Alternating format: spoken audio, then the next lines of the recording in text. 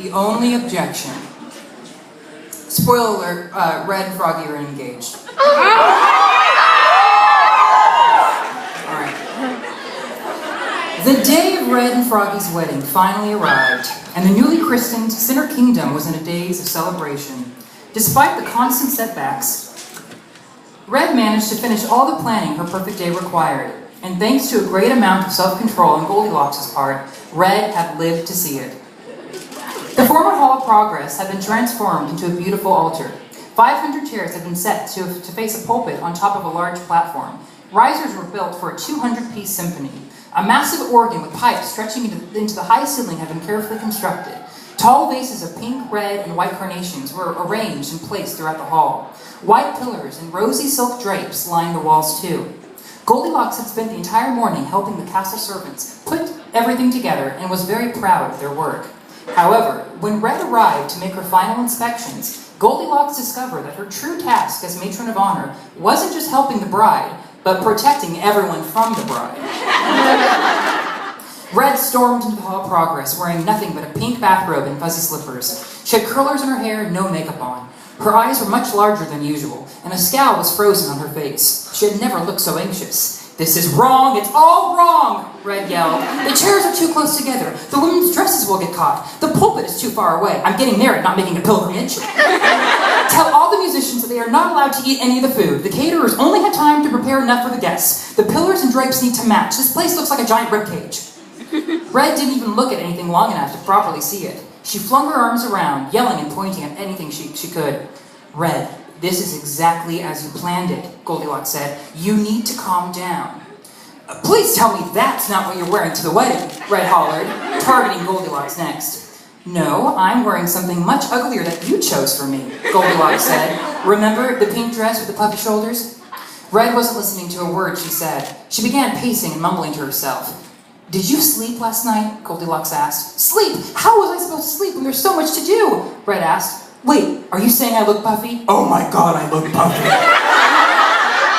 "The wedding is canceled. Everyone go home!" Goldilocks removed the flowers from the nearest vase and dumped the water over Red's head to cool her off. The bride-to-be screamed. "Listen to me very carefully," Goldilocks said, and leaned threateningly close to her. "Everything in this building is exactly how you wanted it to be. You're just having pre-wedding jitters. There is nothing you need to fix or adjust. What you need to do is go back to the castle and start getting ready and enjoy the day. Because if I hear one more complaint from you, this wedding will turn into your funeral. Is that clear?" Red frowned and her jaw trembled, and she nodded slowly. "Yes." She turned to face the rest of the room. "My apologies, everyone. Well done. As a reward for your efforts, I'd like to invite you all to the reception at the castle following the ceremony. Just don't eat anything." However, Red wasn't the only one feeling pre-wedding jitters. Froggy, Connor, and Jack were dressed up in nice suits and kept one another company in the library of the castle while they waited for the ceremony to start. Froggy stood motionless at the window. He stared out at the kingdom and watched the citizens line the streets. They were bubbling with excitement and anticipation, hopeful for a glimpse at the royal wedding. "It's funny how times change," Froggy said softly. 4 years ago I was living in a hole, afraid that if I showed my face to the world, it would hate and fear me. I never thought that love was an option for me. Now here I am, the elected king of a kingdom, about to marry one of the most beautiful women in the world, and she's technically the one who proposed." "If there's one thing life is good at, it's surprising you," Jack said, "and sometimes it surprises you the best ways." Connor was sitting in an armchair, staring at the floor, oblivious to what they were saying. His mind was still fixated on their search for his sister and the masked man. He quickly looked up from the room and went quiet. He quickly looked up when the room went quiet.